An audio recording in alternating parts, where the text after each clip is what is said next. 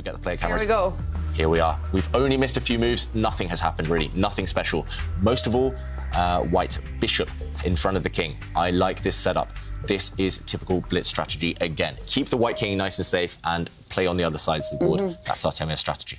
And I have to say that Artemiev's opening choice has been a little bit unorthodox. It's not being played by too many people. But at the same time, it really fits in with his style, which is just develop the pieces, don't play the most critical lines just yet. Just wait for the fight to develop.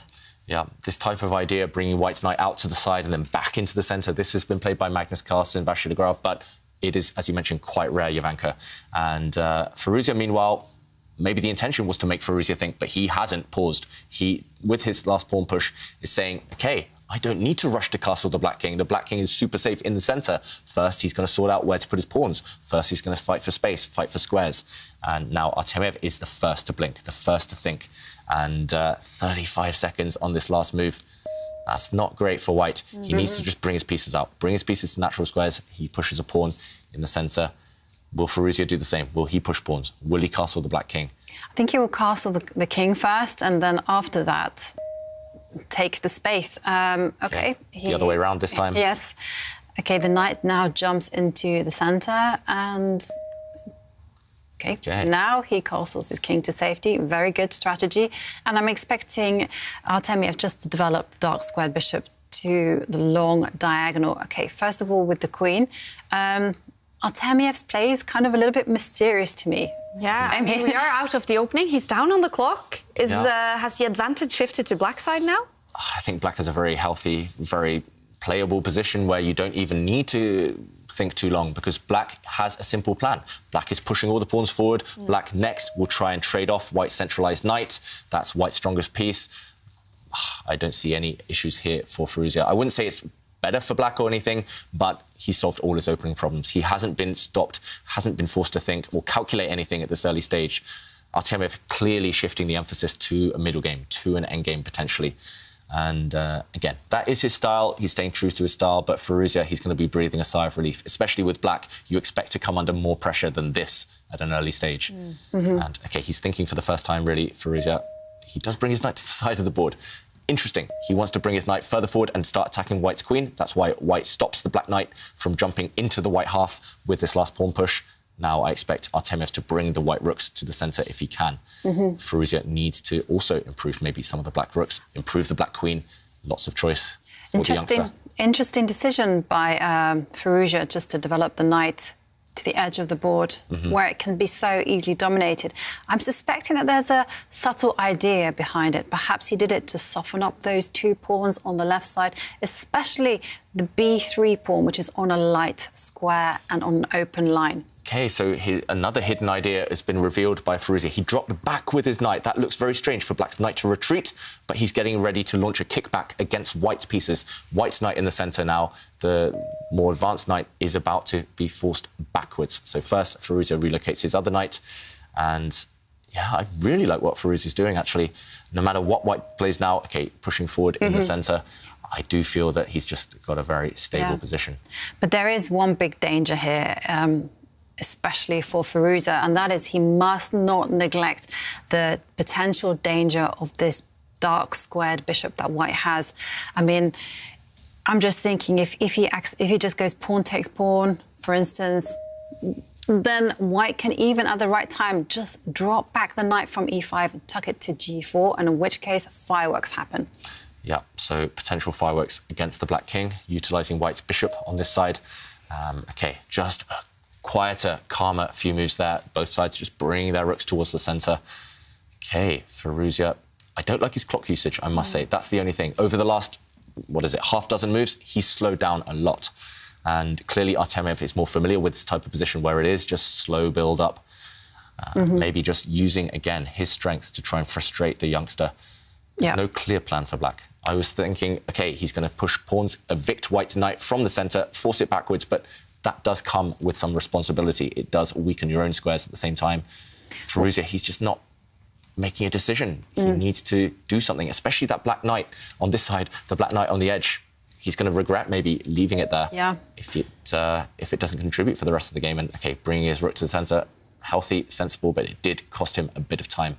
I think it's healthy and it's a good move in principle, but it doesn't have a plan behind it. And I would have preferred it maybe if he'd played a little bit more challenging, maybe relocated the dark square bishop, which also isn't doing anything. OK, White's rook, the only piece that wasn't playing, has entered the fray. And now, Alireza, I think he missed an opportunity to develop the black queen to a decent square earlier. Now, if the black queen goes off to this left side of the board, maybe, as you mentioned, Jovanka, White will switch attentions to the other flank. And, solid play. Black's bishop retreating, but now Alpha Zero, Artemiev Alpha Zero, is pushing pawns forward. Harry the H pawn is marching. He's hinting that he wants to go on the attack against Black's king. This white pawn push, it's a solid one anyway, but it's going to push further forward and act as a battering ram against Black's king. Right, and it's all about extending the potential of that long diagonal. And very interesting move from Alireza. Manoeuvring his knight, the knight is potentially getting ready to jump into the d4 square. And look at this, White's queen was not doing much where she stood, so she's retreated, but she's definitely going to head over on this diagonal now towards this right side. Black needs to be careful. Yeah, Black needs to be careful for sure. And he's a minute down on the clock. A minute deficit in Blitz is huge, especially when you're playing someone like Artemiev. So, Black's rook just stepping up there. So Black's trying to defend maybe across the 7th rank with this last rook move. How can White up the pressure? How can White activate his pieces? It doesn't look like much. White's pieces look innocent, apart from this really strong knight in the centre of the board, but they have long-range potential. Look at the 2 white bishops on the longest possible diagonals. Look at White's queen getting ready to jump up as well on this diagonal towards the right side. Yeah, no, it's... How do you fulfil that potential with the pieces? That's the question. That is a big question. And also, in terms of Black's plan, Black is looking for the big kickback. If White isn't as effective with his attack as he should be, then there's certainly going to be some consequence. So we have a trade in the centre. Interesting. Don't necessarily like that one because, yes, you're opening up your own pieces, but you also open up Black's, and it makes it clearer for Firouzja what his plan should be. I expect Firouzja now to soon recapture that pawn with his own pawn. I don't think you should take with the Black light square bishop because that leaves a lot of weak squares around the centre. Black wants to keep a pawn presence in the centre, so he should take back with that pawn. And he does. Now the Black rooks are getting ready to stack up on the E-line. Black's rook on the 7th rank wants to join its fellow, and suddenly Black's position makes slightly more sense, unless White has something dynamic here to play. And I don't see how this pawn trade helped him. And is there anything concrete in the position? So, for instance, start the kickback now? Or maybe jump forward with the queen? Yep. So... no, he retreats. A step in the wrong direction, maybe. It feels like Artemiev, he's just trying to play quick moves. He's not necessarily playing the most aggressive moves. Again, maybe heading for that endgame. He wants a rook trade on this central line now. Yeah, but when it comes to the endgame and I take a look at the pawn structures and which one's going to be the most weakest, I'm thinking White's pawns ain't that great. Yeah, White's pawns definitely ain't great, as you say, Jovanka. The pressure's suddenly all disappeared from Black's position. Yeah. White's knight was his pride and joy in the centre of the board, and now that it's been forced to step back. And now it is Firouzja who's taken inspiration from White and also retreated his knight. But this is a good choice because the knight really wasn't doing too much on the edge of the board. Yeah. Again, these players, they're not necessarily looking for the most direct moves because those require a huge time investment to calculate, to work out. They're just looking to improve their pieces. Again, good blitz strategy. And, Artemiev, he needs to make use of this 40-second advantage he has on the clock. Yeah. So his advantage is the clock. Firouzja's advantage is slightly maybe on the board. Yes. Yeah. Especially the trend is on the board. I think balanced chances, both sides have their pros and cons, but the last few moves, White's been forced to step back. Black is the one trading things, which actually helps Black, I think. And, Artemiev decides it's ready for action now. It's now or never. Before Black's knight there at the top of the board springs into action, we do see some trades, though. Artemiev really itching for that endgame. And we do see knights leave the board. Black temporarily a pawn up, but those black pawns in the middle, they're doubled. One of them will drop off. Yes. And, there is a big question here because White can't capture the pawn immediately because the pawn will drop on the A3 square. Possibly. So, he does it anyway. He does it, now we will see the proof or the refutation of this last move. Jovanka, you said that this wasn't possible because black's bishop, look at the black dark square bishop, suddenly can zoom out and capture white's pawn in the corner there. It needs some calculation, and I think he can grab it. OK, I would be terrified to grab that pawn. It is scary. OK, so he captures the rook, and queen takes rook now on the board. So now white's queen along this diagonal, this short diagonal, is defending all her pawns. OK, so white has maybe a small advantage because black's pawn in the centre is isolated, black's pawn in the left corner is isolated as well. So tiny long-term hopes for white, but black's knight can spring out. Black's knight can improve itself. Black's knight should be springing out. Shaking his head, clock's ticking. 23 seconds. I don't think it's the position that he's worried about. He's just annoyed that he's not in the flow. His moves aren't coming immediately. That's what we're used to normally from Firouzja. OK, he actually relocates his queen to the centre, and now putting pressure on that weak pawn on a3. And of course, Artemiev makes no committal move. He drops his bishop back, and now comes the knight. Yeah, so now maybe it's the turn of white's knight to try and get active. It's the turn of the white queen to try and find a better location, a better post. Either way, Artemiev, this is his type of position. I've seen it many times when he's faced Magnus online, when he's played against me online, when he's played against many top players. He just puts pieces on good squares. And here, the queen, she's kind of zigzagging, but she's got a diagonal to look at now. And instinctively, I would feel that Artemiev, he's got to be the favourite now because of the clock situation. Yeah. And look at this queen attacking black's central pawn. Black has an isolated pawn in the middle of the board, attacked by white's queen and by white's light squared bishop. And now he's improving his knight. I've noticed his queen moves weren't necessarily the most... They were very logical, but they weren't the most obvious ones. So it forces Firouzja to think. OK, 40 seconds against 20 seconds. Are we going to see a decision on the board or the clock or both? Oh, I don't know. I'm getting nervous for both players, I have to say. Yeah, white offering a trade of knights. So the more material that disappears, maybe the happier black gets, the closer to a draw, but also minimal risk now for white. White is doing a nice blockading job. Also, look at the white queen and dark square bishop pointing towards the black king, paralysing that black dark square bishop. Farouja offering a trade of queens. Sensible. Should it take? I think if white wants to win, he shouldn't take. I think a queen trade would guarantee a draw. Yeah. But, OK, so the white queen, if it steps back, the game goes on. If not, then if the queen trade happens, I think that would just free up Firouzja's position. And Artemiev down to 20 seconds on the clock. How much does he want to risk?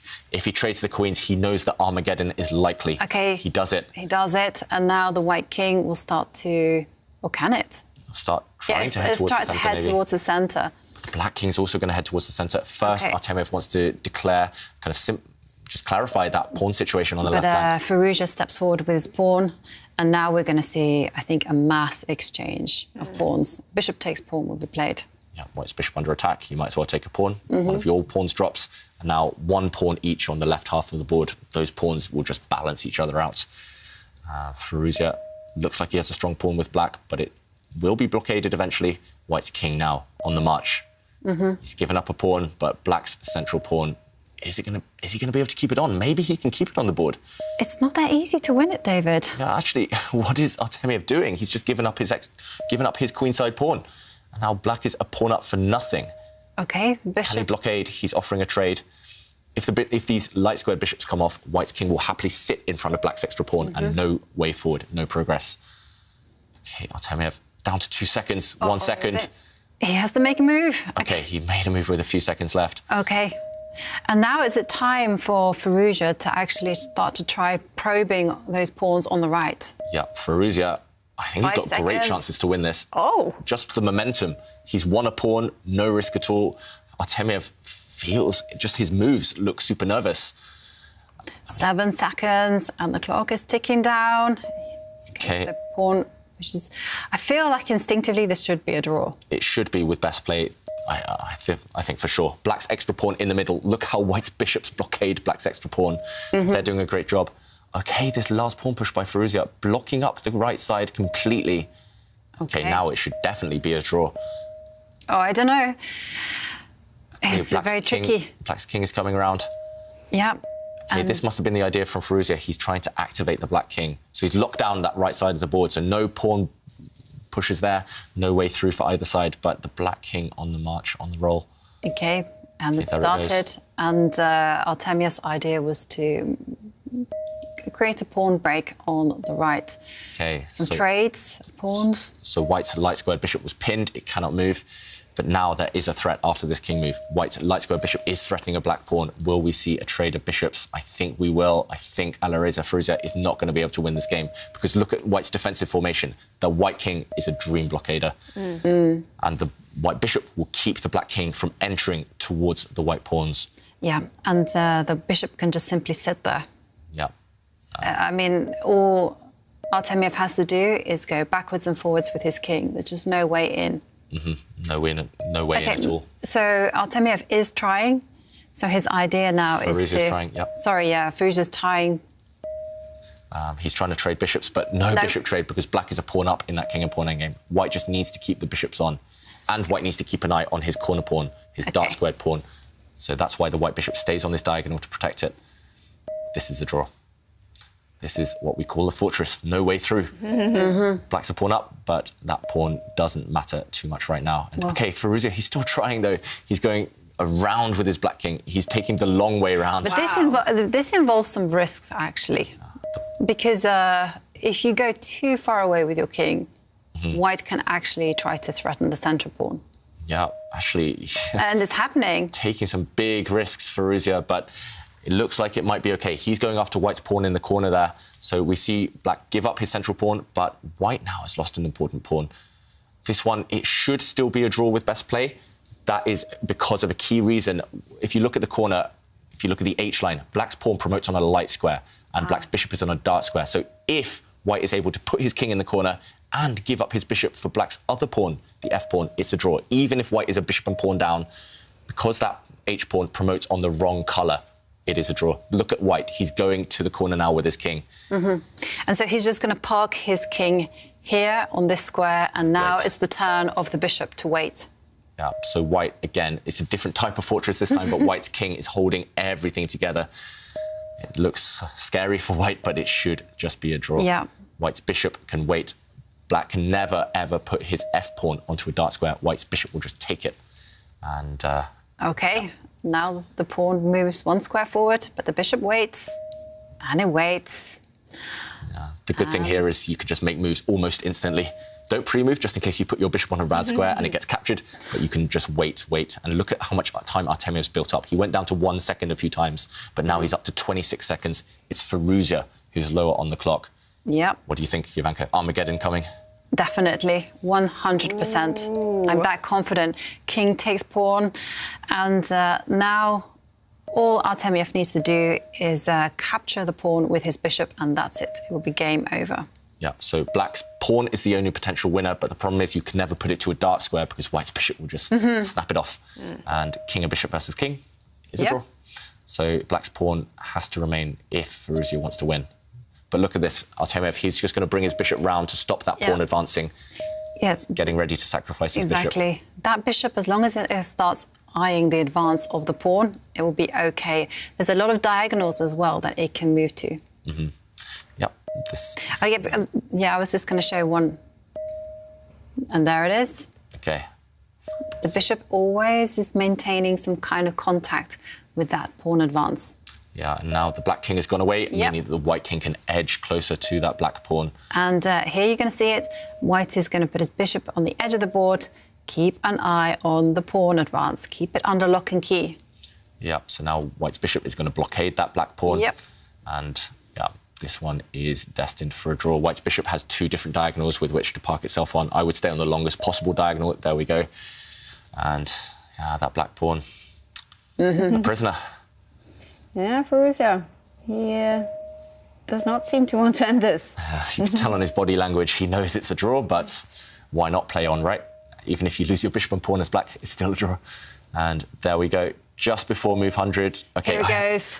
OK, we have got the draw finally. It is bishop versus bishop and no more checkmating material. Wow, all right, 2 Blitz games here, ending up with draws, and that means the semi-final. It will be decided in Armageddon.